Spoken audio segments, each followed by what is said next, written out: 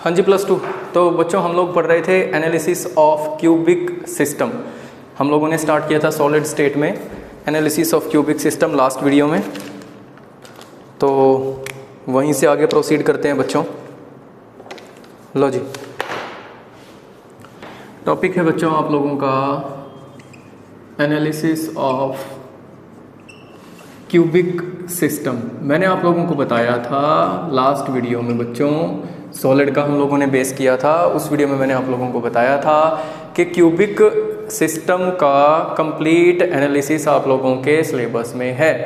मतलब आप लोगों को जो पढ़ना है वो पढ़ना है क्यूबिक स्पेस लैटिस। और क्यूबिक स्पेस लैटिस किन किन यूनिट सेल से मिलके बन सकता है। क्यूबिक स्पेस लैटिस मिलके बन सकता है सिंपल क्यूबिक यूनिट सेल से। 3 यूनिट सेल से मिलके बन सकता है सिंपल क्यूबिक यूनिट सेल से।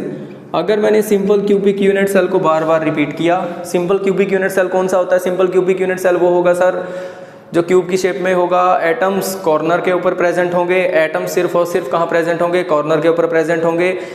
अगर मैं बहुत सारे cubic simple cubic unit cell को रिपीट करता हूँ बार बार, तो पूरा का पूरा सिंपल क्यूबिक स्पेस लैटिस बन जाएगा।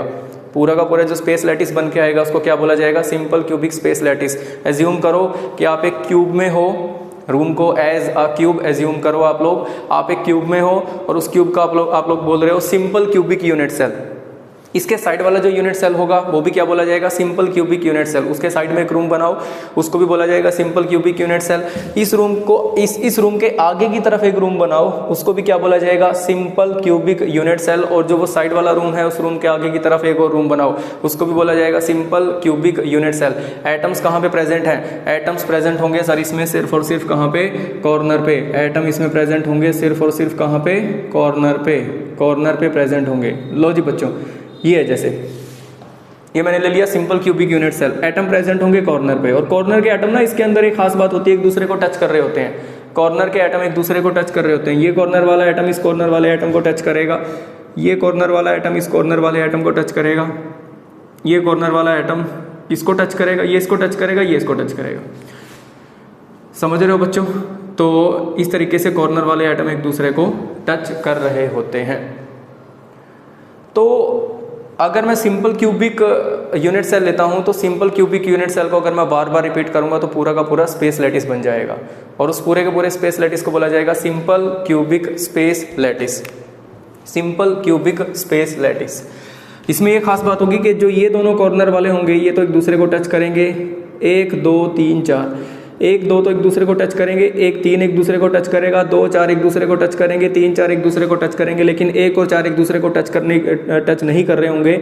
जो फेस डायगोनल के अलोंग एटम्स पड़े होंगे वो एक दूसरे को टच नहीं करेंगे। समझ रहे हो? तो ये खास बात होती है सिंपल क्यूबिक में। अब अगर मैं बात करता हूँ बच्चों, मैंने लिया body centred cubic unit cell. Body centred cubic unit cell क्या होगा? जहाँ पे एटम प्रेजेंट होंगे सर कॉर्नर्स के ऊपर और बॉडी के सेंटर के ऊपर और बॉडी के सेंटर में। तो मैंने जो ये एक क्यूब एज्यूम किया मैंने, इस क्यूब के अंदर एटम कहाँ होंगे? कॉर्नर पे होंगे, और एक बॉडी के सेंटर में एटम होगा। इसके साइड वाले क्यूब में भी यही सिचुएशन होगी, एटम्स पे और बॉडी के सेंटर पे। इसके जो आगे की तरफ क्यूब है वहाँ भी एटम्स कहाँ होंगे? कॉर्नर्स पे और बॉडी के सेंटर पे। और उसके साइड में जो क्यूब है वहाँ भी कहाँ पे होंगे बच्चों? कॉर्नर्स पे और बॉडी के सेंटर में। ऐसे ही जो इसके इन 4 रूम्स के ऊपर मैं 4 रूम और बना देता हूँ पूरा का पूरा स्पेस लैटिस बनाने के लिए, तो वहाँ भी उन 4 रूम्स के अंदर भी एटम्स कहाँ पे प्रेजेंट होंगे? कॉर्नर्स पे। और उन 4 रूम्स के सेंटर में, जिसको मैं बोलूँगा यूनिट सेल्स के सेंटर में, जिसको क्या बोला जाता है? बॉडी सेंटर में। तो उस तरीके से जो स्पेस लैटिस बन के आएगा उसको बोला जाएगा body centred cubic space lattice.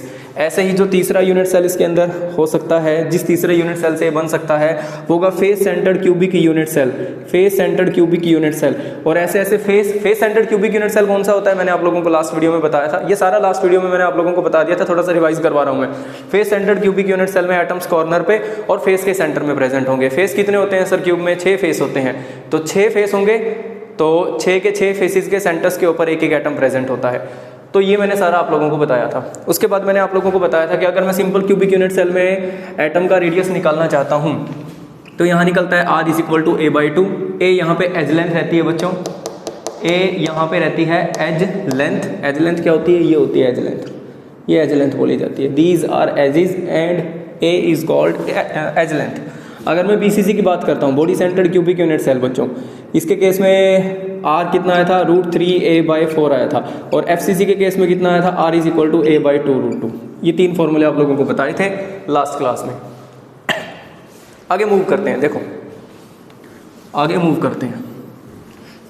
Analysis of cubic system के अंदर, क्यूबिक स्पेस लैटिस के अंदर, क्यूबिक सिस्टम के अंदर हम लोगों को जो मेनली चीज़ें पढ़नी होती हैं, एक तो पढ़नी होती है पहले एटॉमिक रेडियस पढ़नी होती है। एटॉमिक रेडियस तीनों केसेस में हम लोग पढ़ चुके हैं, सिंपल क्यूबिक के केस में, बॉडी सेंटर्ड क्यूबिक के केस में और फेस सेंटर्ड क्यूबिक के केस में हम लोग एटॉमिक रेडियस पढ़ चुके हैं। जो नेक्स्ट हम लोगों को पढ़ना होता है बच्चों, यहाँ पे हम लोग पढ़ते हैं number of atoms per unit cell, number of atoms per unit cell.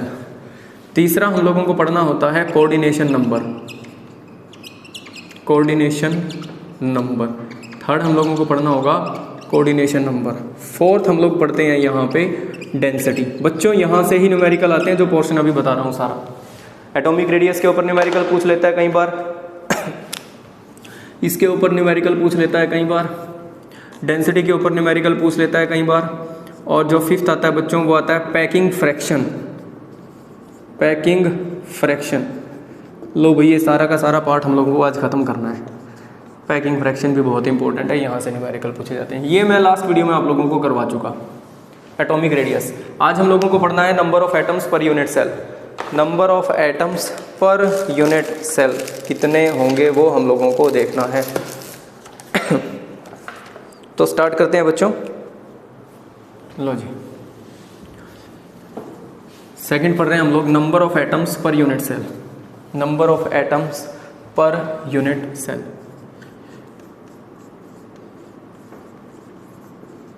Number of atoms per unit cell. और इसमें सबसे पहला जो हम लोग पढ़ रहे हैं वो पढ़ रहे हैं सिंपल क्यूबिक यूनिट सेल में कितने नंबर ऑफ एटम होंगे पर यूनिट सेल, कितने नंबर ऑफ एटम होंगे पर यूनिट सेल। बच्चों यहाँ से काम शुरू हो जाता है, थोड़ा सा इमेजिनेशन का काम शुरू होता है। जो मैं बोल रहा हूँ उन चीज़ों को ध्यान से सुनो। मेरे सामने बैठे होते तो इतना वो करने की ज़रूरत ही नहीं थी आप लोगों को, वैसे ही सारी चीज़ें इमेजिनेशन से आप लोग सारी चीज़ों को प्रॉपर तरीके से विजिबल कर पाते, देख पाते। चलो अभी जो मैं चीज़ों को बोल रहा हूँ उनको ध्यान से सुनो। मैं ये कह रहा हूँ कि सिंपल क्यूबिक यूनिट सेल के अंदर ना, मैं एक सिंपल क्यूबिक यूनिट सेल बना रहा हूँ। यहाँ पूरा का पूरा स्पेस लैटिस यहाँ पे बनाना पॉसिबल नहीं है। मैं बना रहा हूँ एक सिंपल क्यूबिक यूनिट सेल, और सिंपल क्यूबिक यूनिट सेल को कंपेयर करना है आप लोगों को। आप लोग मान के चलोगे रूम को एज अ सिंपल क्यूब मान के चलो कि जो जिस रूम में आप लोग बैठे हो that is a simple cube. जहाँ पे आप बैठ के पढ़ रहे हो, जिस रूम में आप बैठ के पढ़ रहे हो उस रूम को आप मानोगे सिंपल क्यूब। क्यूब मान लिया आप लोगों ने। क्यूब क्या होगा? क्यूब वो होगा सर जिसकी सारी की सारी एज लेंथ क्या होंगी? सेम होंगी। x = y = z, a ले लिया मैंने, ये बन जाएगा simple cube, simple cubic unit cell. और सिंपल क्यूबिक यूनिट सेल में मैंने बोला एटम्स की क्या खास बात होती है कि एटम्स प्रेजेंट होते हैं सिर्फ और सिर्फ कहाँ पे? कॉर्नर्स पे प्रेजेंट होते हैं। और कॉर्नर के एटम ना एक दूसरे को टच कर रहे होते हैं। कॉर्नर के एटम इस एज लेंथ के ऊपर कॉर्नर पे जो एटम होंगे ना, ये कॉर्नर वाला इस कॉर्नर वाले को टच कर रहा होगा। मतलब अभी मैं अगर बोलूँ मैं जिस रूम में खड़ा हूँ, इस फेस पे, ये जो फेस हुआ है इस रूम का, एक ये फेस हुआ, इस फेस के कॉर्नर के ऊपर जो एटम होगा इस कॉर्नर पे, और इस कॉर्नर वाला एटम जो होगा वो एक दूसरे को टच कर रहे होंगे। तो ये कॉर्नर वाला और ये कॉर्नर वाला एक दूसरे को टच कर रहे होंगे, ये दोनों कॉर्नर वाले एक दूसरे को टच कर रहे होंगे। देखो एक मिनट,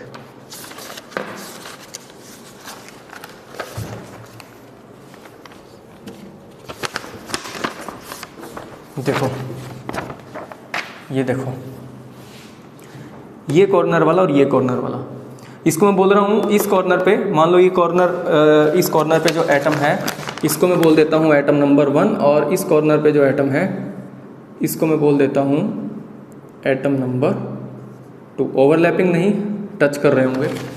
तो ये है, अब जो ये वाला एटम है और ये वाला एटम है, ये दोनों एक दूसरे को टच कर रहे हैं। इसको मैंने एटम नंबर 1 बोल दिया, इसको मैंने एटम नंबर 2 बोल दिया, जो फ्रंट में दिखाई दे रहे हैं आप लोगों को 4। अब ये वाला एटम और ये भी एक दूसरे को टच कर रहे हैं। एज इज के अलोंग जो एटम रखे होंगे, ये वाला और ये वाला, इसको मैं बोल देता हूँ 3 और इसको बोल देता हूँ 4। तो 1 और 2 एक दूसरे को टच कर रहे होंगे, 1 और 3 एक दूसरे को टच कर रहे होंगे, 2 और 4 एक दूसरे को टच कर रहे होंगे, लेकिन 1 और 4 एक दूसरे को टच नहीं कर रहे होंगे। एक खास बात होती है, in case of simple cubic. अब बात ये आती है number of atom per unit cell का क्या फंडा है। जो कॉर्नर वाला एटम होता है, जो कॉर्नर वाला एटम होता है वो 8 हिस्सों में बट रहा होता है। कितने हिस्सों में बट रहा होता है? 8 हिस्सों में बट रहा होता है। कैसे सर? इस सिंपल क्यूबिक यूनिट सेल में जिसमें हम लोग खड़े हैं, इसके साइड में एक और सिंपल क्यूबिक यूनिट सेल होगा। होगा कि नहीं होगा? इसके आगे की तरफ एक और यूनिट सेल होगा सिंपल क्यूबिक, और उसके आगे की तरफ एक और सिंपल क्यूबिक यूनिट सेल होगा। नीचे मैंने 4 सिंपल क्यूबिक यूनिट सेल बना दिए, और इस सिंपल क्यूबिक यूनिट सेल के कॉर्नर के ऊपर मैंने एटम रखा हुआ है। Atom as a ball consider करके चलो, एज अ बॉल लेके चलो एटम को, स्फीयर होता है एटम। तो इस सिंपल क्यूबिक यूनिट सेल के कॉर्नर के ऊपर मैंने एटम रखा हुआ है, सही है। तो जो ये 4 मैंने नीचे सिंपल क्यूबिक यूनिट सेल बनाए हैं, इन चारों के ऊपर बच्चों इमेजिनेशन का काम है। सोचो, जो मैं बोल रहा हूँ उसको अपने माइंड में एक बार इमेजिन करने की कोशिश करो। तो इन चारों के ऊपर मैं 4 यूनिट सेल और बना देता हूँ। जो मैंने ग्राउंड लेवल पे 4 यूनिट सेल बनाए, इन चारों के ऊपर मैं 4 यूनिट सेल और बना देता हूँ, ठीक है। तो जो कॉर्नर वाला एटम होगा इन 8 के 8 यूनिट सेल के अंदर जाएगा। कॉर्नर वाला जो एटम होगा ये 8 के 8 यूनिट सेल के अंदर शेयर होगा। ये पूरा का पूरा इस यूनिट सेल में नहीं पड़ा होगा, ये पूरा का पूरा इस यूनिट सेल में नहीं पड़ा होगा, ये 8 के 8 यूनिट सेल में जाएगा, 8 के 8 यूनिट सेल में जाएगा। समझ रहे हो बात? तो इस यूनिट सेल में इसका कितना पार्ट आएगा? 1/8। 8 यूनिट सेल में शेयर हो रहा है, 8 यूनिट सेल में शेयर हो रहा है, तो इस यूनिट सेल में इसका कितना पार्ट आएगा? 1/8। 1/8 आएगा। अरे बात समझ रहे हो? ये देखो, ये जो एटम है, इस एटम को इसने काट के दिखाया हुआ है। तो जो ये वाला पार्ट है बच्चों, जो ये वाला पार्ट है ये 1/8 है।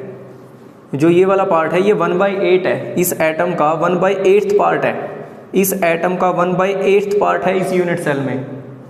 इस यूनिट सेल में 1/8 पार्ट है। अब कॉर्नर के ऊपर टोटल एटम कितने हैं? कॉर्नर के ऊपर टोटल एटम कितने हैं? देखो, अगर मैं लिखता हूँ कि atom at corner having contribution per unit cell. अब इन चीज़ों को ध्यान से समझना, वो कितना है? 1/8 है। कॉर्नर के ऊपर जो एटम है पर यूनिट सेल उसका कंट्रीब्यूशन कितना आ रहा होगा? 1/8 उसका कंट्रीब्यूशन आ रहा होगा per unit cell. Per unit cell उसका कंट्रीब्यूशन 1/8 आ रहा होगा। अब कॉर्नर के ऊपर एटम्स कितने हैं? टोटल कॉर्नर कितने हैं यूनिट सेल में? 8 कॉर्नर हैं सर। तो टोटल एटम्स कितने हैं? टोटल एटम्स कितने हैं बच्चों? 8 हो गए ना। 1 2 3 4 5 6 7 8। 1 2 3 4 5 6 7 8। इन 8 के 8 कॉर्नर पे एटम रखे हुए हैं। देखो ना, ये देखो, 1 पहला, दूसरा, तीसरा, चौथा, 5 6 7 और 8। अब 1/8 पार्ट यहाँ से उठाया, 1/8 यहाँ से, 1/8 यहाँ से, 1/8 यहाँ से, 1/8 ये, 1/8 ये, 1/8 ये और 1/8 ये। तो टोटल कंट्रीब्यूशन एक एटम का पर यूनिट सेल कितना आ गया बच्चों? 1/8। और atoms at corners, atoms at corners of simple cubic unit cell कितने हैं बच्चों? 8 हैं। तो total atom per unit cell कितने आ जाएंगे?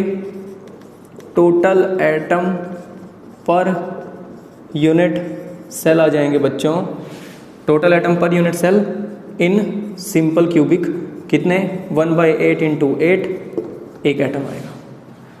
समझो इस चीज़ को। 8वां हिस्सा यहाँ से उठाया, 8वां यहाँ से उठाया, 8वां यहाँ से, 8वां यहाँ से, 1/8 पार्ट यहाँ से, 1/8 यहाँ से, 1/8 यहाँ से, 1/8 1/8 1/8 1/8 1/8 सबको मिला दिया तो पूरा एक ही एटम आएगा पूरे के पूरे यूनिट सेल में। पूरे के पूरे सिंपल क्यूबिक यूनिट सेल में एक ही एटम आएगा, सिर्फ एक ही एटम होगा।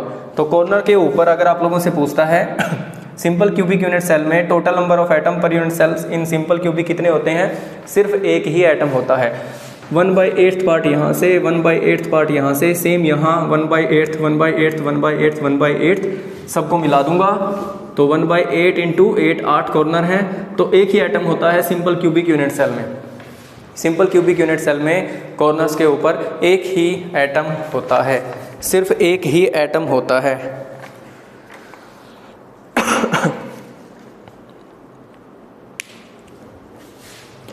अरे ठीक है बच्चों, नेक्स्ट पढ़ते हैं हम लोग। In case of body centred cubic unit cell, in case of body centred cubic unit cell, number of atom निकाल रहे हैं body centred cubic unit cell, body centred cubic unit cell में।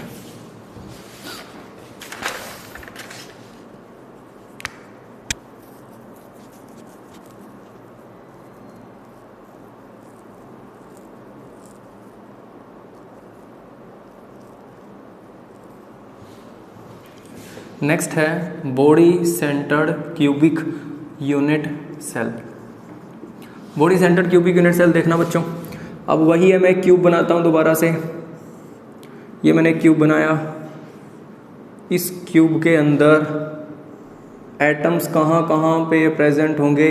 बीसीसी है बच्चों, बीसीसी यूनिट सेल है। BCC में कहाँ कहाँ प्रेजेंट होंगे सर? बीसीसी में एक तो कॉर्नर के ऊपर प्रेजेंट होंगे। कहाँ पे प्रेजेंट होंगे सर? कॉर्नर के ऊपर प्रेजेंट होंगे। और ये बॉडी का सेंटर मैं यहाँ दिखा देता हूँ, बॉडी का सेंटर और कहाँ प्रेजेंट होंगे?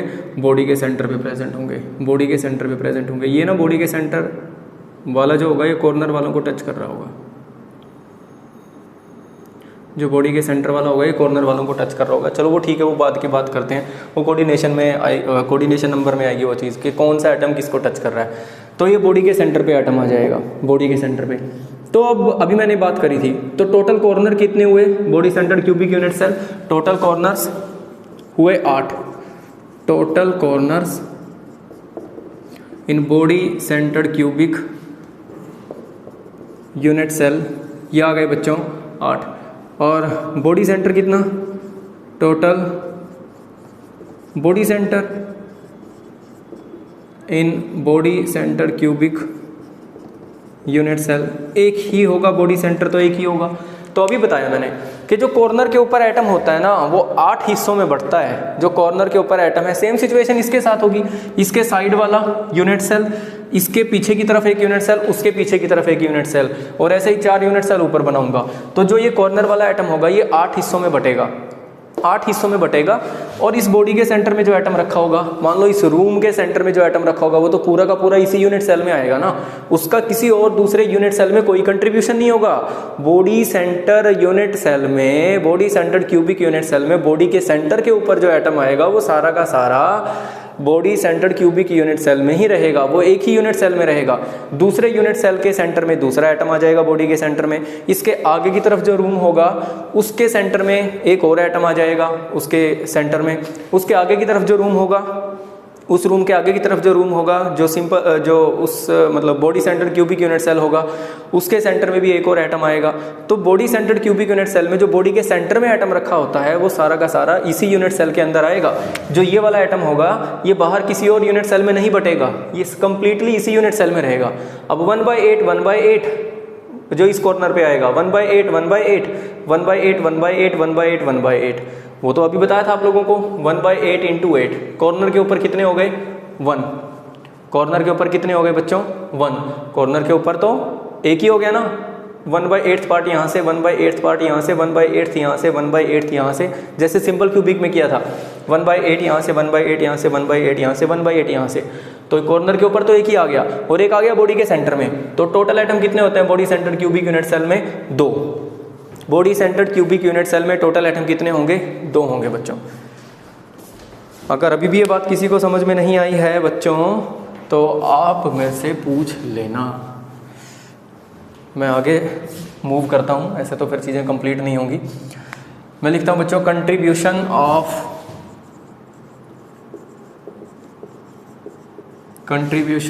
Of an atom present at corner in body centered cubic unit cell per unit cell। Contribution of an atom present at corner in body centred cubic unit cell, per unit cell कितना contribution आएगा, 1/8 आएगा। ऐसे ही contribution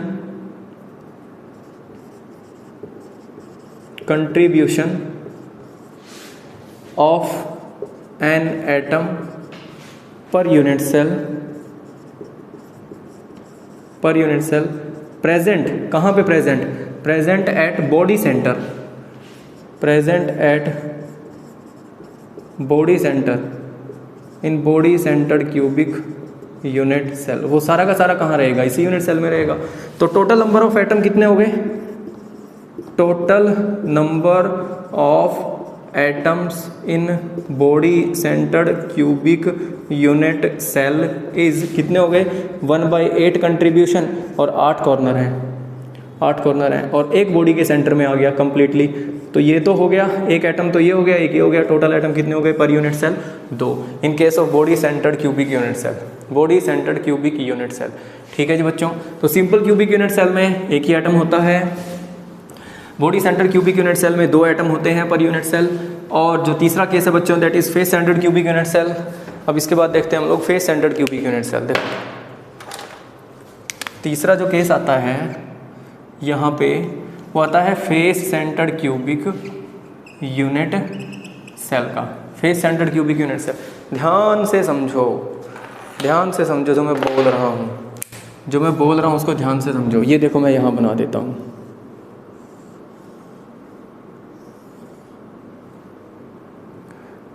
लो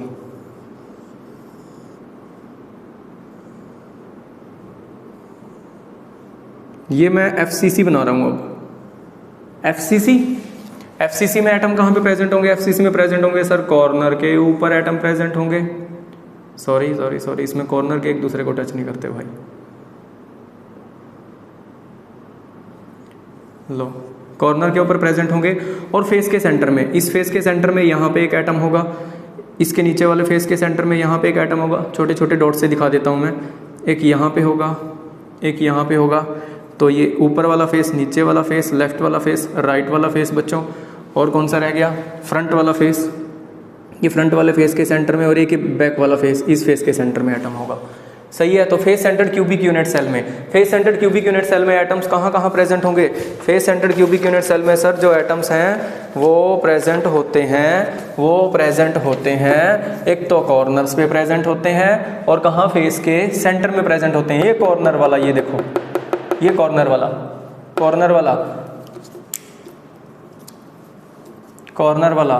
atom number 1, ऊपर वाला face है, मान लो ऊपर वाले फेस की बात हो रही है, कॉर्नर वाला एटम नंबर 1, कॉर्नर वाला एटम नंबर 2, कॉर्नर वाला एटम नंबर 3, कॉर्नर वाला एटम नंबर 4 और ये फेस के सेंटर वाला 5।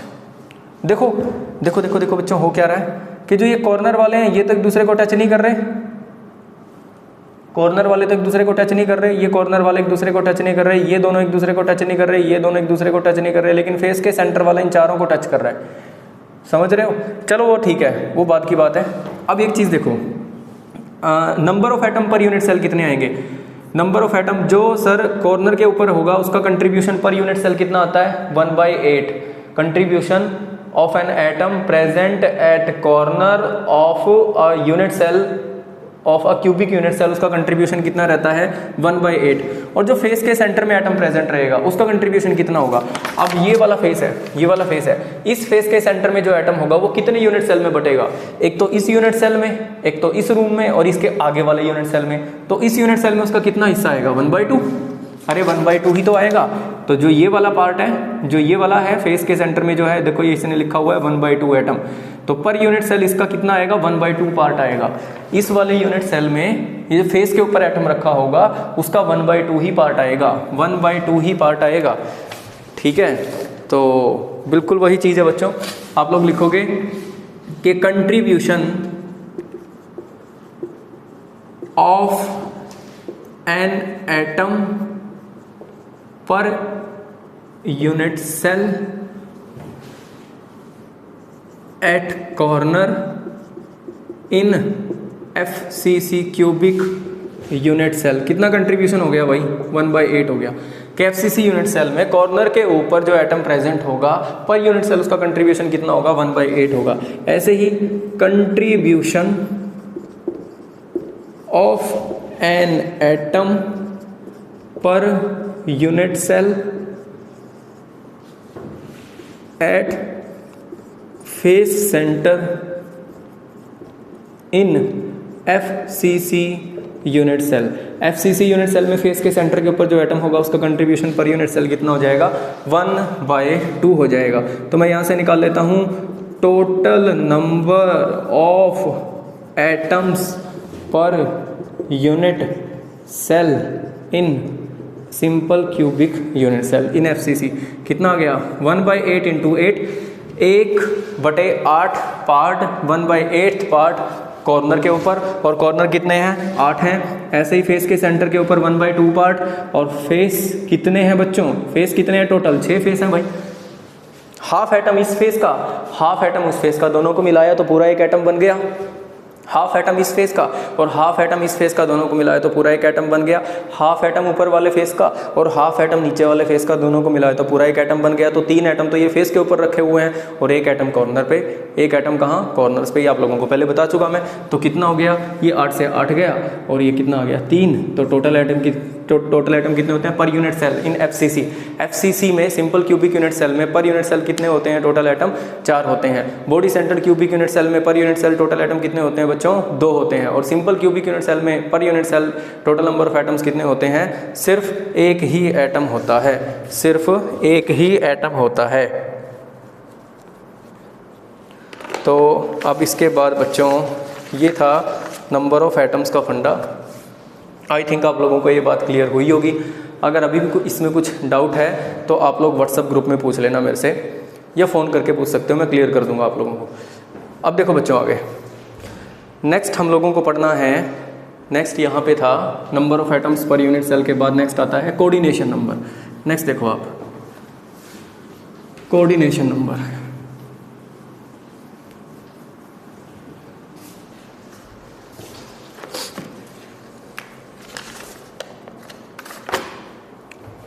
लो भाई,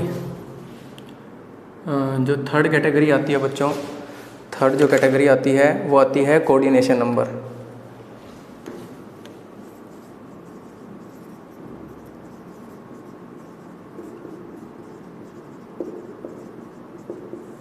coordination number,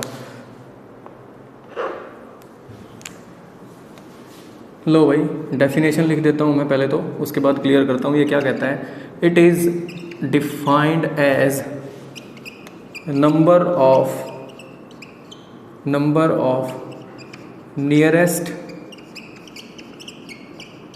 neighbours, number of nearest neighbours that an atom has in a unit cell, that an atom has in a unit cell। किसी unit cell के अंदर किसी भी एटम के पड़ोस में कितने एटम आएंगे, नियरेस्ट उसके पड़ोस में कितने नंबर ऑफ एटम आएंगे, उसको उसका कोऑर्डिनेशन नंबर बोला जाता है। या मैं सिंपल सी भाषा में बोलूँ कि एक एटम को डायरेक्टली कितने एटम टच कर रहे होंगे किसी यूनिट सेल में, किसी यूनिट सेल में किसी एटम को डायरेक्टली कितने एटम टच कर रहे हैं, उसको उसका कोऑर्डिनेशन नंबर बोला जाता है। तो it is defined as the number of nearest neighbours that an atom has in a unit cell. किसी एटम के पड़ोस में कितने एटम आएंगे जो उसको डायरेक्टली टच कर रहे होंगे, वही उसका क्या बोला जाएगा, कोऑर्डिनेशन नंबर बोला जाएगा। तो सबसे पहले बात करते हैं हम सिंपल क्यूबिक यूनिट सेल की, सिंपल क्यूबिक यूनिट सेल की। लो भाई तीनों केसेस में पढ़ना है। सिंपल क्यूबिक में कोऑर्डिनेशन नंबर क्या होगा, सिंपल क्यूबिक में कोऑर्डिनेशन नंबर क्या होगा, पहला आता है बच्चों simple cubic unit cell, simple cubic unit cell. लो भाई यूज योर इमेजिनेशन पावर,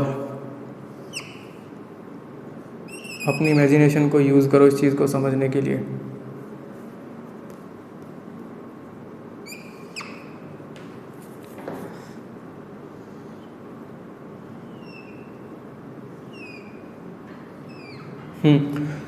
जो पॉइंट मैं बता रहा हूँ उस पॉइंट को ध्यान से सुनो। इसमें ये खास बात होती है कि जो कॉर्नर के एटम्स होते हैं वो एक दूसरे को डायरेक्टली टच कर रहे होते हैं। कॉर्नर पे जो एटम पड़े होंगे अलोंग द एज, इस एज पे इस कॉर्नर पे जो एटम होगा और इस एज पे इस कॉर्नर पे जो एटम होगा, ये दोनों एक दूसरे को टच कर रहे होंगे। इस एज और इस एज के कॉर्नर वाले एटम भी दोनों एक दूसरे को टच कर रहे होंगे और इस एज और इस एज के कॉर्नर वाले एटम भी डायरेक्टली एक दूसरे को टच कर रहे होंगे। मैं दिखा नहीं पाया, सॉरी, मैं दिखा नहीं पाया, थोड़ा सा उस चीज़ को बनाना पॉसिबल नहीं हो पाएगा। अब देख लो, मैं इसको, इस एटम का साइज़ थोड़ा सा बड़ा कर देता हूँ, 1 मिनट रुको। मैं कह रहा हूँ कि जो ये वाला होगा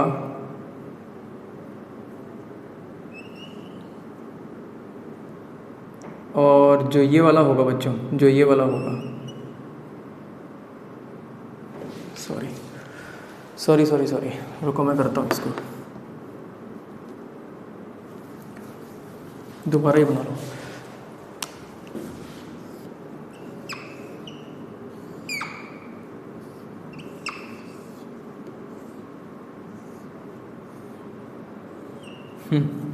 मैं कह रहा हूँ इस कॉर्नर वाला और इस कॉर्नर वाला, ये कॉर्नर वाला और जो ये कॉर्नर वाला है, ये दोनों एक दूसरे को टच कर रहे हैं। लो, थोड़ा सा एटम्स के साइज छोटे बड़े बने हुए हैं सारे सेम साइज़ के, मैं सिर्फ ये पीछे वही प्रॉब्लम हो रही थी।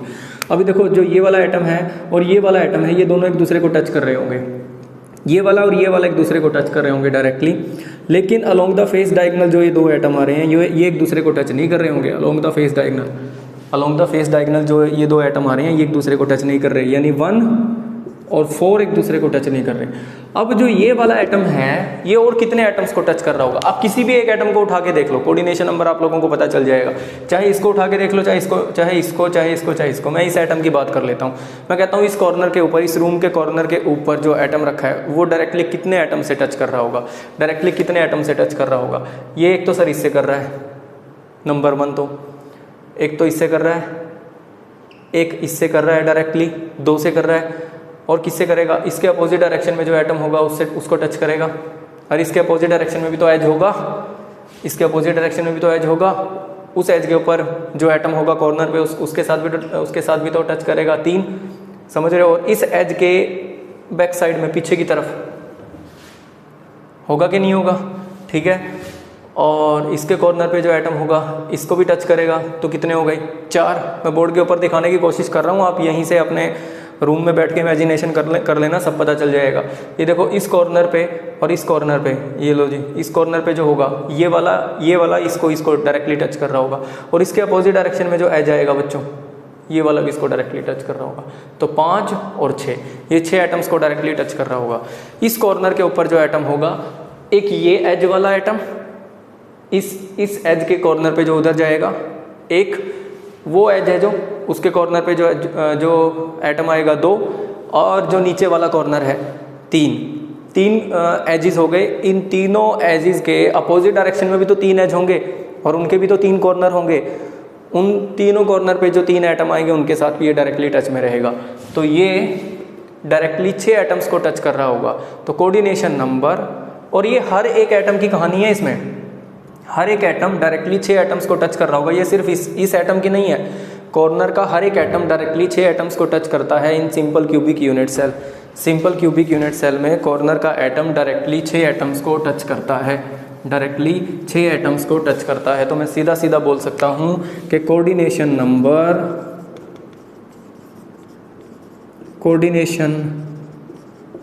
Number of an atom in simple cubic unit cell is कितना आएगा बच्चों? 6 आएगा, सीधी सी बात। लो, बी पार्ट पे आता हूँ मैं। बी पार्ट आएगा हमारा body centre cubic unit cell. देखा जाए ये बहुत आसान है, ये बहुत ही आसान है। लो, ये दिखाता हूँ आप लोगों को मैंने अभी बताया था। इसकी ये खास बात होती है, बॉडी सेंटर वाले की ये खास बात होती है कि जो बॉडी के सेंटर में एटम होता है ना, वो सारे कॉर्नर वाले एटम्स को टच कर रहा होता है। बॉडी के सेंटर में जो एटम होता है वो सारे कॉर्नर वाले एटम्स को टच कर रहा होता है।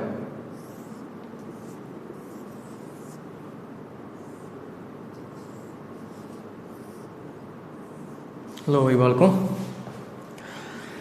इस कॉर्नर वाला एटम इस कॉर्नर वाले एटम को टच नहीं करता, इसमें ये खास बात है। ऐसे ये कॉर्नर वाला एटम इसको टच नहीं करता और ये कॉर्नर वाला इसको, सॉरी बच्चों, ये ऐसे बनेगा, सॉरी, ठीक है। ये कॉर्नर वाला इस कॉर्नर वाले को टच नहीं करेगा, ये इसको टच नहीं करेगा, ये इसको टच नहीं करेगा, ये इसको टच नहीं करेगा। अलोंग द एजिज कॉर्नर्स के ऊपर जो एटम पड़े हैं वो डायरेक्टली एक दूसरे को टच नहीं करेंगे, देख लो। और फिर अलोंग द फेस डायगोनल तो कोई सवाल ही नहीं उठता टच करने का। ये देखो, ये वाला अगर मैं कहता हूँ नंबर 1 है और ये वाला नंबर 2 है, अब सिंपल क्यूबिक में क्या था, एक दूसरे को टच कर रहे थे, नहीं, लेकिन ये अब टच नहीं करते क्योंकि इनके बीच में जो बॉडी के सेंटर पे जो एटम आया ना, उसने गैप क्रिएट कर दिया इनके बीच में। बॉडी के सेंटर में जो एटम आया उसने इन कॉर्नर के एटम्स के बीच में गैप कर दिया, इन कॉर्नर के एटम्स के बीच में गैप कर दिया, इनके बीच में और इनके बीच में, समझ रहे हो। तो जो बॉडी के सेंटर में रहेगा, जो यहाँ बॉडी के सेंटर में एटम रहेगा, वो सारे कॉर्नर के एटम्स को टच कर रहा होगा। और कॉर्नर कितने हैं? 8 हैं। आप किसी भी एक एटम का उठा लो, मैं कहता हूँ यहाँ बॉडी के सेंटर में जो एटम रहेगा, इस पे दिखाना पॉसिबल नहीं है, आप यहीं एज्यूम करो, ये बॉडी के सेंटर में जो एटम रहेगा, बॉडी के सेंटर में, वो इस कॉर्नर वाले को भी टच कर रहा होगा, इस कॉर्नर वाले को भी टच कर रहा होगा, इस कॉर्नर वाले को भी टच कर रहा होगा, इसको भी, और पीछे जो 4 कॉर्नर पे एटम रखे हैं उनको भी। तो उसका कोऑर्डिनेशन नंबर कितना हो गया? 8। अरे क्या हो गया? 8 हो गया ना, क्योंकि 8 एटम्स को टच कर रहा है डायरेक्टली। तो बॉडी के सेंटर में जो एटम रखा है वो डायरेक्टली 8 एटम्स को टच कर रहा है। तो body centred cubic unit cell में हर एक एटम का कोऑर्डिनेशन नंबर कितना रहेगा? 8 ही रहेगा। जो कॉर्नर वाला है ना, जो कॉर्नर वाला है इसमें, वो भी 8 एटम्स को टच कर रहा होगा, क्योंकि कॉर्नर वाला कॉर्नर वाले को तो टच कर नहीं रहा होगा। तो किसको टच कर रहा होगा? जो बॉडी के सेंटर में है, जो बॉडी के सेंटर में है, इस बॉडी के सेंटर में है, जो इसके साइड वाले यूनिट सेल के बॉडी के सेंटर में है, जो उसको भी टच करेगा, इसके साइड वाले यूनिट सेल के बॉडी के सेंटर में जो उसको भी टच करेगा, उसके साइड वाले यूनिट सेल के बॉडी के सेंटर में है जो उसको भी टच करेगा। 4 नीचे और ऐसे ही 4 ऊपर हो जाएंगे। तो जो कॉर्नर पे होगा वो भी 8 को टच करेगा और जो बॉडी के सेंटर पे होंगे वो भी 8 को ही टच करेंगे। तो coordination number in body centred cubic unit cell कितना हो जाता है? 8 हो जाता है। Coordination number in body centred cubic unit cell is 8। कितना होगा बच्चों? 8 होगा। क्लियर है जी। अब आगे मूव करते हैं face centred cubic unit cell. लो, तीसरा केस जो आता है इसमें,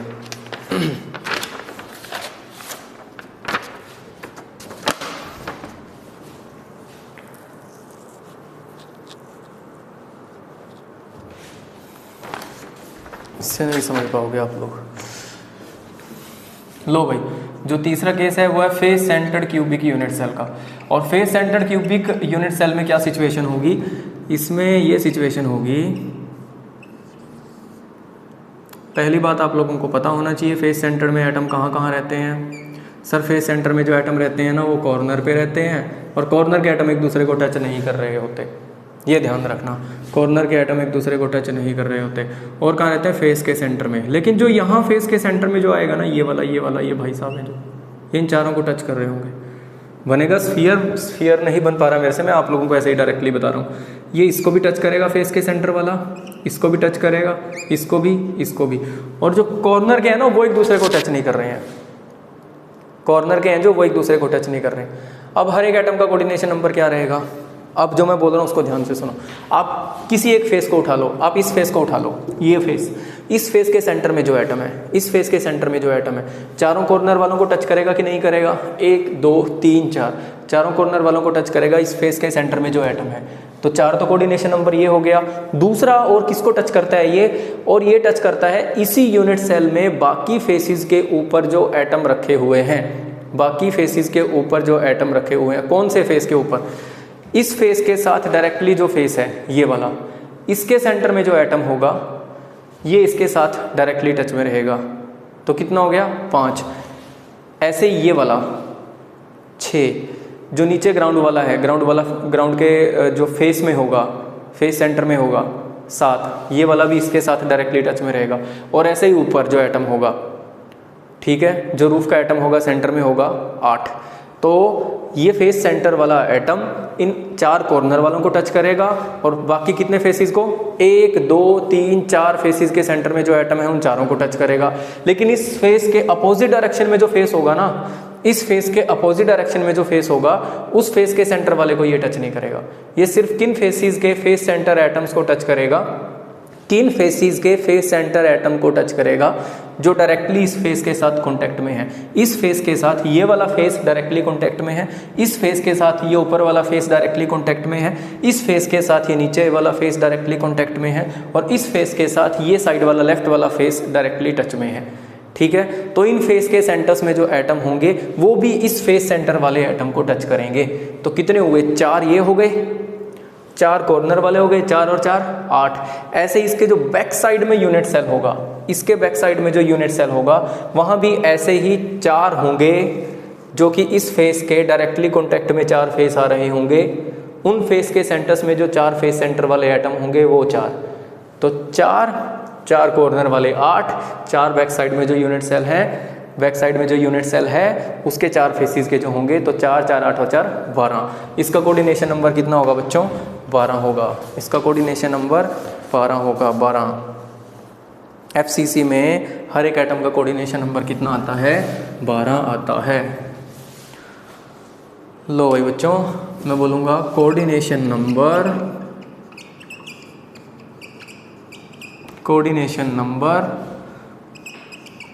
of each atom in FCC unit cell is कितना, 12। लो भाई, ये इसका थर्ड पार्ट खत्म हो गया, विच इज़ कोऑर्डिनेशन नंबर। लो भाई आगे पढ़ते हैं बच्चों। कोऑर्डिनेशन नंबर के बाद नेक्स्ट हम लोगों को इसमें पढ़ना होता है, कौन सा पॉइंट लिखवाया था, डेंसिटी लिखवाई थी बच्चों। डेंसिटी पढ़ते हैं।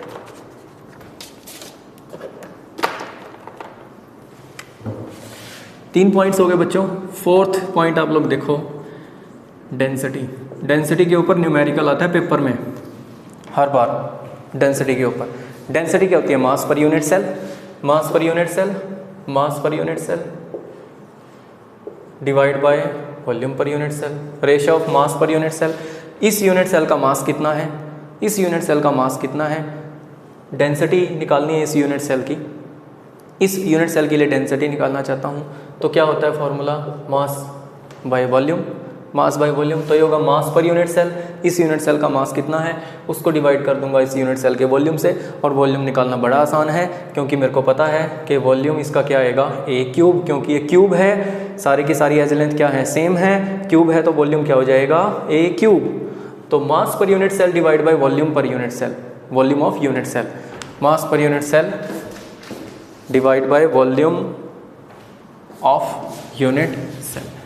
तो डेफिनेशन लिख लो बच्चों, बड़ी आसान है। It is defined as the ratio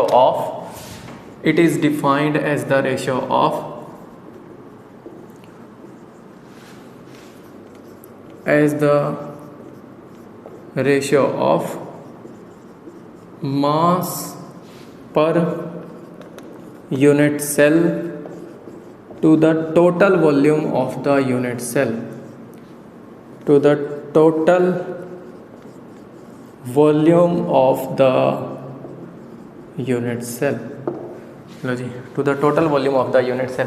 तो डेंसिटी का फॉर्मूला देखना, यहाँ से क्या बनेगा, मैंने लिखा mass per unit cell divide by total volume of the unit cell, total volume of the unit cell.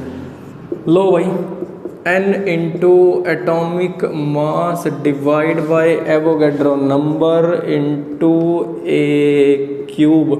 अब ये कैसे आया सर, ये ऐसे आया सर।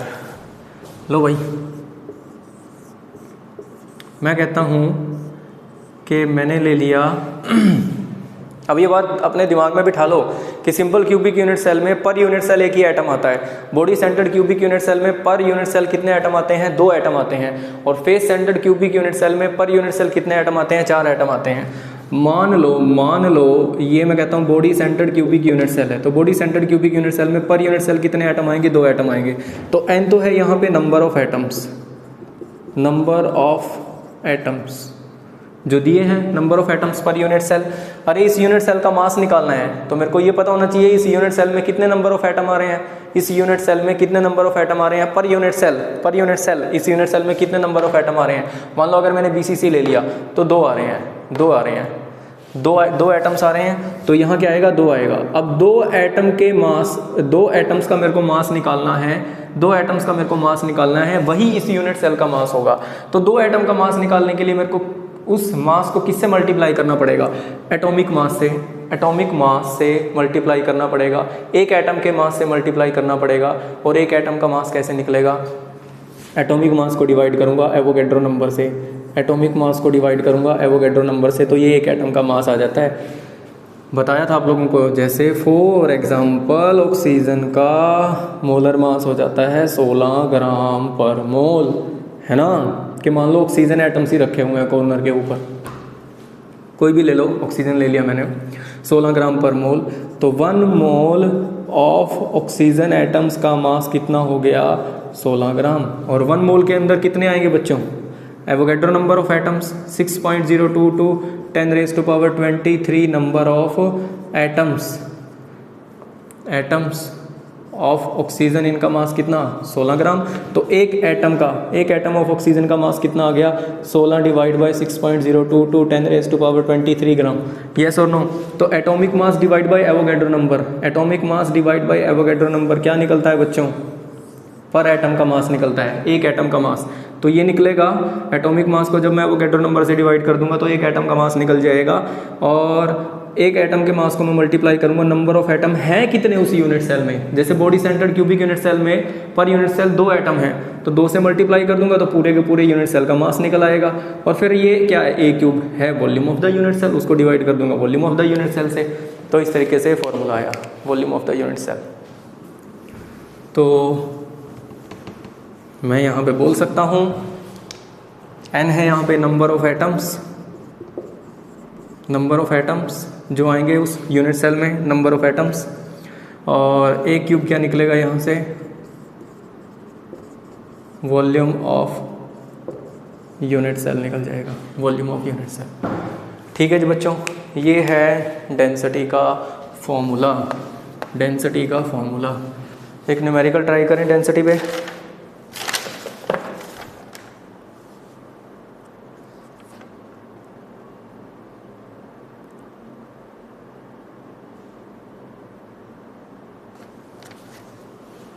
लो भाई एक न्यूमेरिकल करते हैं। ये कह रहा है कि chromium metal crystallises with a body centred cubic lattice. Chromium metal है जो कि BCC अरेंजमेंट में है, क्रोमियम मेटल दिया हुआ है, और क्रोमियम मेटल ने खुद को कैसे अरेंज किया हुआ है, BCC अरेंजमेंट में है। crystallizes with a body centered cubic lattice. The edge length of the unit cell is found to be 287 picometer. Edge length a की वैल्यू दी है इस BCC लैटिस के लिए 287 पिकोमीटर, 287 पिकोमीटर। मीटर में कन्वर्ट कर लेता हूँ, 287 इंटू 10⁻⁻12 मीटर एज लेंथ दे दिया आप लोगों को। Calculate the atomic radius, atomic radius calculate करो। पहले कह रहा है कि calculate the atomic radius, calculate the atomic radius. Atomic radius मतलब कि आर निकालना है। अरे BCC अरेंजमेंट है यार, √3a/4 लगाओ, √3a/4 एटम की रेडियस निकालने का formula in case of BCC। ए आप लोगों को दिया है √3/4, आर निकल जाएगा यहाँ से। और उसके बाद कह रहा है कि what would be the density of the chromium. BCC arrangement है बच्चों, BCC है, BCC में एटम होते हैं कॉर्नर के ऊपर, कॉर्नर के ऊपर और बॉडी के सेंटर पे। तो ये क्रोमियम रखे हुए हैं कॉर्नर के ऊपर और बॉडी के सेंटर पे क्रोमियम रखा हुआ है बच्चों। तो ये कह रहा है कि जो ये यूनिट सेल होगा, इस यूनिट सेल की डेंसिटी क्या होगी। तो आप फॉर्मूला लगा दो, n into atomic mass divide by Avogadro number into A cube, Avogadro number into A cube. पहला काम तो उसने एटॉमिक रेडियस पूछा था आप लोगों से, एटॉमिक रेडियस आप लोगों ने ये फॉर्मूला लगा के निकाल दिया कि हर एक एटम का रेडियस क्या होगा, हर एक एटम का रेडियस क्या होगा, √3a/4, ये निकाल दिया। उसके बाद नंबर ऑफ एटम कितने होते हैं बीसीसी में, नंबर ऑफ एटम होते हैं 2, नंबर ऑफ एटम कितने होते हैं बच्चों 2, और एटॉमिक मास कितना हो गया 52 होता है क्रोमियम के लिए, एवोगैड्रो नंबर 6.022 10⁻23, और ए क्यूब क्या है 287 × 10⁻12 मीटर। तो ये यहाँ से क्या निकल जाएगी, काट पीट के इसको डेंसिटी आ जाएगी। अरे ठीक है ना, तो इस तरीके से ये तो बड़ा सिंपल सा न्यूमेरिकल हुआ। एक और है, देखो ये पेपर में आया हुआ है जो अभी करवा रहा हूँ, ऐसे ऐसे न्यूमेरिकल पूछने बंद कर दिए, टाइम गया ऐसे ऐसे न्यूमेरिकल्स का। एक न्यूमेरिकल है, इसको ध्यान से सुनना और ध्यान से करना। कहता है an element having density, an element having density दे रखी है 6.8 ग्राम पर, वैसे तो सेंटीमीटर क्यूब लिखा हुआ है और आप लोग जानते हो कि 1 सेंटीमीटर क्यूब किसके बराबर होता है 1 ml के बराबर होता है, तो ग्राम पर ml ही लिख लो आप directly. Occurs in BCC structure, ये बॉडी सेंटर क्यूबिक स्ट्रक्चर में है, with unit cell edge length of 290 picometre, with unit cell edge length of 290 picometre. कितनी एज लेंथ है 290 पिकोमीटर एज लेंथ दी हुई है। Calculate the number of atoms present in 200 gram of the element. लो जी, calculate the number of atoms present in 200 gram of the element.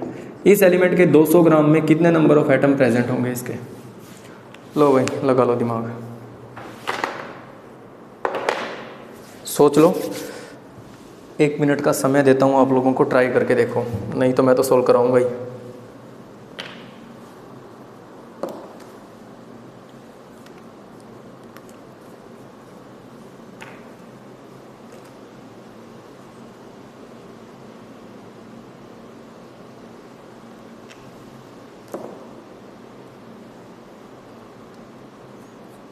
ये board का question है बच्चों, पेपर में आया हुआ है।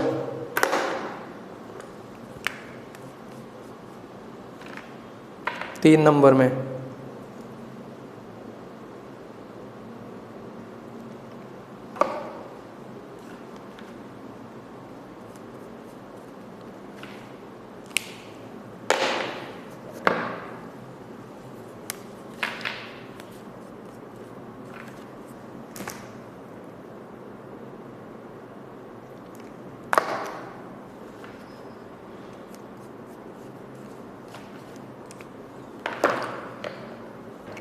लो भाई, जिसके दिमाग पे स्ट्राइक किया ठीक है, नहीं किया तो भी कोई बात नहीं, यहाँ देख लो ना, मैं सॉल्व कर लेता हूँ। कहता है एन एलिमेंट डेंसिटी इतने ग्राम पर ml दी है, occurs in BCC unit cell बना रहा है, बीसीसी स्ट्रक्चर बना रहा है with unit cell edge length of 290 picometre.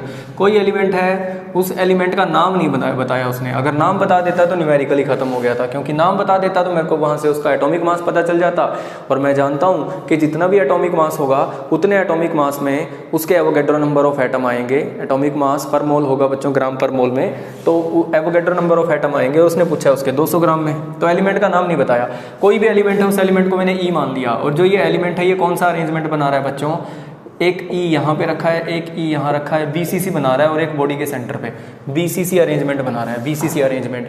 और इसकी एज लेंथ ए आप लोगों को कितनी दी है बच्चों, ये कहता है 290 पिकोमीटर है, that means it will be 290 × 10⁻⁻12 metre. ठीक है, एज लेंथ आप लोगों को दे दी। तो ये कहता है कि अगर मैं इसका 200 ग्राम ले लेता हूँ तो उसके 200 ग्राम में इसके कितने नंबर ऑफ एटम्स आएंगे। बड़ा सिंपल है भाई, बहुत ही सिंपल है। पहले तो डेंसिटी उसने आप लोगों को दी है, डेंसिटी दी है तो वो कह रहा है कि भाई वहाँ से उसका मोलर मास निकाल लो। एटॉमिक मास उसका निकाल लो आप वहाँ से। Density is equal to n into atomic mass by Avogadro number into a cube आप लोगों को करना है। BCC है तो n की वैल्यू 2 रहेगी। एटॉमिक मास मेरे को निकालना है, क्योंकि जो एटॉमिक मास आएगा दैट विल मीन ग्राम पर मोल। किस में आएगा? ग्राम पर मोल में निकालूंगा बच्चों में, जितना भी आएगा। तो ये मेरे को निकालना है यहाँ से। और तो बच्चों ये एवोगैड्रो नंबर दिए हैं उसने, चलो ठीक है। एवोगैड्रो नंबर कितने हैं? ये 6.02 टू 10⁻23 होता है, पता आप लोगों को। एज लेंथ कितनी है? ये है 290 picometre, so it will be 290 into 10⁻12 metre. सारी की सारी वैल्यूज़ मैं इसके अंदर पुट करता हूँ, तो सारी की सारी वैल्यूज़। और डेंसिटी भी दे रखी है, कितनी है? 6.8 ग्राम पर ml है। ग्राम पर ml है, हाँ ग्राम पर ml, ठीक है ना। हाँ थोड़ा सा एक चेंज कर लेना आप लोग, ml है, सेंटीमीटर क्यूब है, सेंटीमीटर क्यूब है, तो सेंटीमीटर से सेंटीमीटर आप काटने की कोशिश करना। इसको आगे फर्दर सेंटीमीटर में कन्वर्ट कर लो, 10 स्क्वायर सेंटीमीटर कर लेना। तो अल्टीमेटली क्या बचेगा? 10⁻⁻10 सेंटीमीटर बचेगा। एज लेंथ को भी सेंटीमीटर में ही कन्वर्ट कर लो, तो रख दो बस 6.8 gram centimetre cube power -1। Number of atom body centre में 2 होंगे। एटॉमिक मास मेरे को निकालना है, ये एटॉमिक मास मेरे को निकालना है। Avogadro number 6.02 to 10⁻23 and it will be 290 into 10⁻10 centimetre. और इस सारे की पावर कितनी आ जाएगी? 3 आ जाएगी। ये सारा का सारा सोल्व करने के बाद यहाँ से इसका एटॉमिक मास आ जाता है 50 ग्राम आ जाएगा बच्चों। कैलकुलेशन में मैं टाइम वेस्ट नहीं कर रहा, आप लोग देख लेना, मेरे पास सॉल्व हुआ पड़ा है। एटॉमिक मास कितना आ गया? 50 ग्राम। तो इसके 50 ग्राम के अंदर कितने नंबर ऑफ एटम आते हैं? अरे एटॉमिक मास 50 ग्राम है, तो इसके 50 ग्राम के अंदर कितने आते हैं? एवोगैड्रो नंबर ऑफ एटम आते हैं। अरे कितने आते हैं? एवोगैड्रो नंबर ऑफ एटम आते हैं। तो कितने में पूछ रहा है बच्चों? 200 ग्राम में पूछ रहा है। कहता है कि अगर इसका 200 ग्राम ले लूँगा तो इसके 200 ग्राम में नंबर ऑफ एटम कैलकुलेट करो। मेरे को पता है कि 50 ग्राम of the element will contain कितने बच्चों? Na number of atoms, Avogadro number of atoms. तो 1 ग्राम के अंदर कितने हो जाएंगे? वही 6.02 टू 10⁻23 डिवाइड बाय 50। और 200 ग्राम के अंदर पूछ रहा है, तो इसके 200 ग्राम के अंदर आ जाएंगे 6.02 टू 10⁻23 डिवाइड बाय 50 इंटू कितना? 200। तो कितने पे गया? 4 पे गया। तो ये आ गया 24 इंटू 10⁻23 नंबर ऑफ एटम्स। तो ये 2 न्यूमेरिकल मैंने करवाए, आप ट्राई करना। यहाँ से डेंसिटी से न्यूमेरिकल मिलता है पेपर में, तो यहाँ से ट्राई करना ज़रूर, ठीक है। नेक्स्ट लास्ट जो इसमें रहता है एनालिसिस में ऑफ क्यूबिक सिस्टम में, लास्ट हमारा रहता है यहाँ पे पैकिंग फ्रैक्शन। पैकिंग फ्रैक्शन पढ़ते हैं, नेक्स्ट वीडियो में पैकिंग पढ़ेंगे और फिर डिफेक्ट, और उसके बाद यूनिट ख़त्म हो जाएगा आप लोगों का ये जितना सिलेबस में है फ़िलहाल। लो जी, नंबर 5 पे आता है बच्चों यहाँ पे पैकिंग फ्रैक्शन। पैकिंग फ्रैक्शन क्या होता है?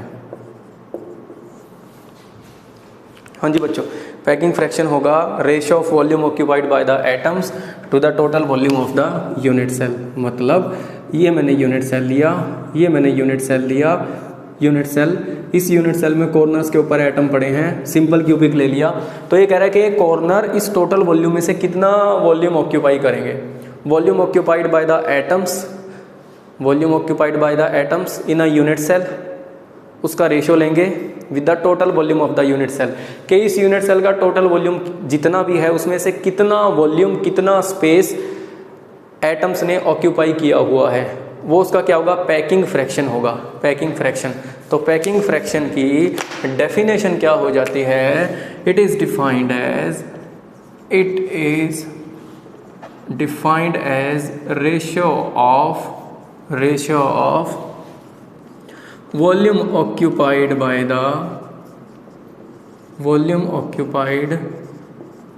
The atoms in a unit cell to the, इसके साथ लेना है ratio, to the total volume of the unit cell, to the total volume of the unit cell. Unit cell के total volume के साथ उसका रेशियो हम लोग ले लेंगे, तो वो वहाँ से उसका क्या निकल जाएगा? पैकिंग फ्रैक्शन निकल जाएगा भाई बच्चों। लो, ये पैकिंग फ्रैक्शन मैंने निकाला। पैकिंग फ्रैक्शन कैसे आएगा? पैकिंग फ्रैक्शन आएगा वॉल्यूम ऑक्यूपाइड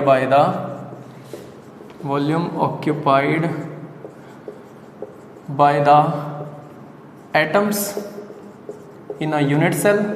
किसी यूनिट सेल में कितने एटम आएंगे, वो जितना वॉल्यूम ऑक्यूपाई करेंगे उस वॉल्यूम को मैं डिवाइड करूंगा किसके साथ, with the total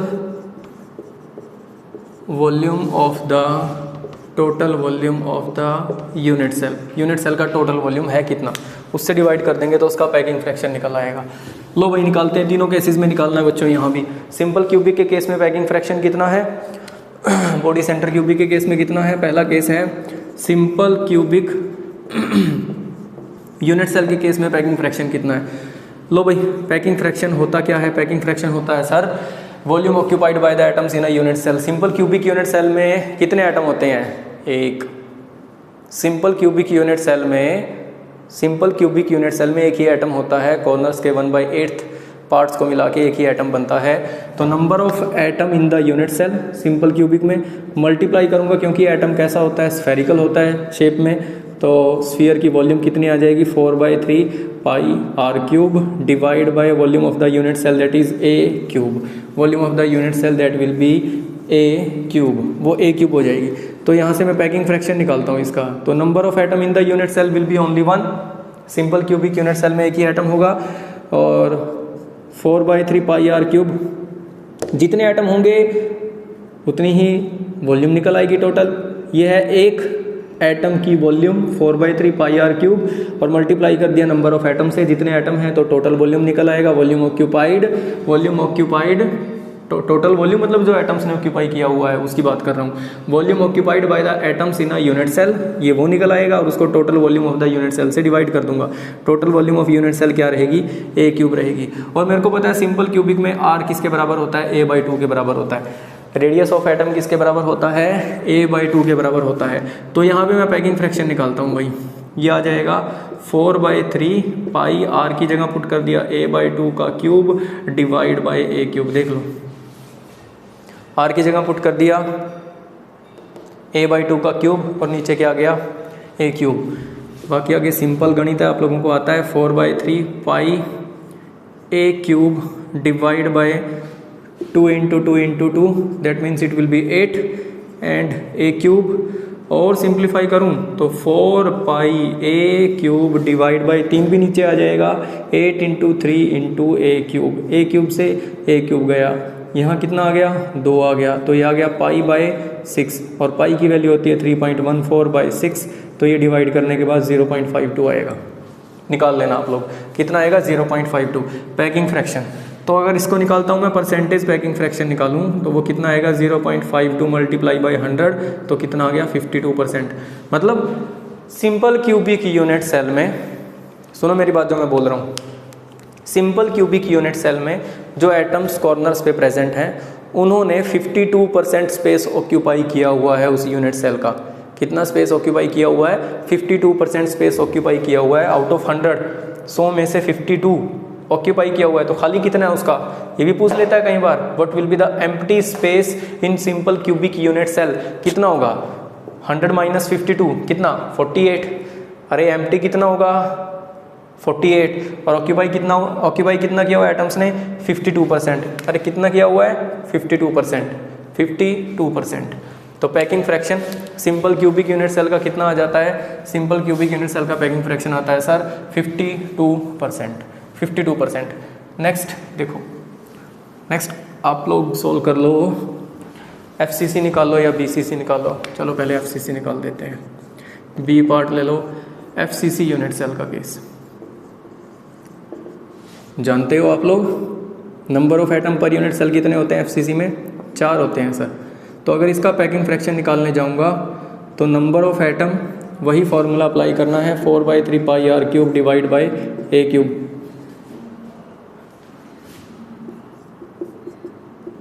number of atom into 4/3 pi r cube by a cube. ये देखो number of atom per unit cell जितने होंगे उसको मल्टीप्लाई करूंगा एक एटम की वॉल्यूम से, तो पूरे यूनिट सेल की वो वॉल्यूम निकल आएगी जो एटम्स ने ऑक्यूपाई की हुई है, उसको डिवाइड करूंगा total volume of the unit cell, total volume of the unit cell. तो ले लो बच्चों, इसका पैकिंग फ्रैक्शन अगर निकालता हूं तो कितने हैं, 4 हैं, उसके बाद 4/3 pi r cube divide by कितना ए क्यूब, और मेरे को पता है radius in case of face centred cubic unit cell में निकाला था radius of atom r is equal to a/2√2 होता है, तो इस r की जगह पुट कर देता हूँ a/2√2। तो यहाँ पे पैकिंग फ्रैक्शन किसके बराबर बच्चों, मैथमेटिकल पार्ट और कुछ भी नहीं है यार, 4/3 पाई a/2√2 का cube divide by a cube. देख लो ध्यान से, r की जगह a/2√2 का cube divide by a cube. लो इसको लिख देता हूँ 4 × 4/3 पाई, यह आ जाएगा a cube divide by a cube. ये देखो 2√2, 2 दूनी 4 दूनी 8, और ये √2 × √2 × √2 कितना हो गया, 2 यहाँ से आ गया 8 × 2 कितना आ जाएगा 16 आ जाएगा, और बचेगा क्या √2। लो ये नीचे ही जाएगा सारा, ये वाला इसका क्यूब लेने के बाद ही आ गया 16√2, उसको मैंने नीचे लिख दिया। यहाँ से इस 3 को भी नीचे लिख देता हूँ, तो ये 3 को नीचे लिख दिया। ये 4 4 16, 16 से 16 कट गया, ए क्यूब से ए क्यूब कट गया, तो बच गया क्या बच्चों, बचा कौन, बच गया सर पाई डिवाइड बाय 3√2। पाई की वैल्यू होती है 3.14, 3 × √2 होता है 1.41, तो कितना आ गया 3.14, ये आ गया 3,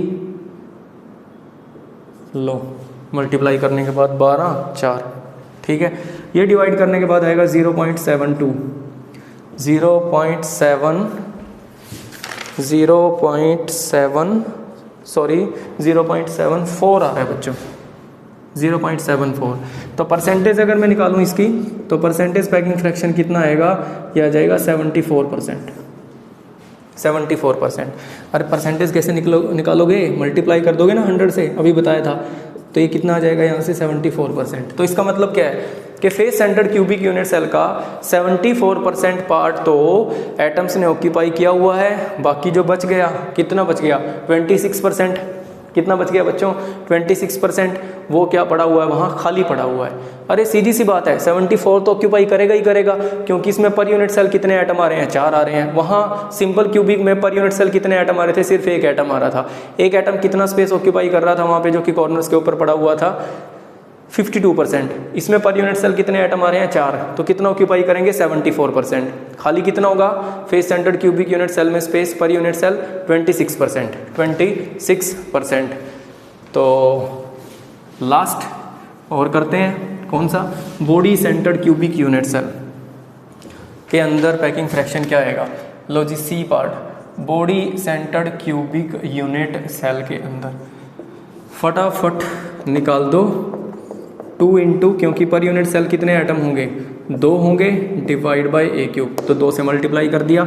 आप जानते हो r की वैल्यू कितनी होती है, √3a/4 होती है सर। रखो फिर यहाँ, ये आ जाएगा 4/3 पाई, r की वैल्यू होगी √3a/4, इसका क्यूब हो जाएगा डिवाइड बाय कितना आ गया a क्यूब आ जाएगा। तो इट विल बी 8/3 × √3 कितना आ जाएगा 9√3 ए क्यूब डिवाइड बाय 64, और डिवाइड बाय कितना ए क्यूब, डिवाइड बाय कितना ए क्यूब।